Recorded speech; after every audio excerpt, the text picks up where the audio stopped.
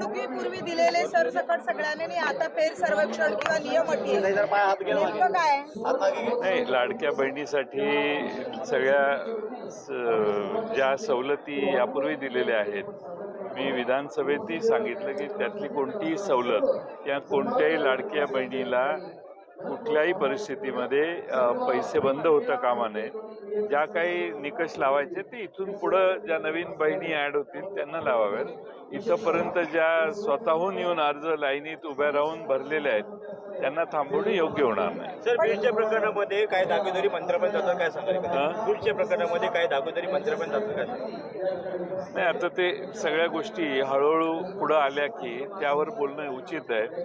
आधीच कोणत्याही गोष्टींच्या बद्दल टोकाची भूमिका घेणं योग्य नाही. पोलीस योग्य ते तपास करतील आणि योग्य ती माहिती पुढे आणतील अशी आम्हाला आशा आहे. वाल्मिकी कराडांचा आका कोण मंत्रिमंडळात आहे की मंत्रिमंडळाच्या बाहेर आहे? ते ज्यांनी आका हा शब्द रूढ केला त्यांना विचारा, मला माहित नाही ते कोणाचं नाव घेऊन बोलतायत.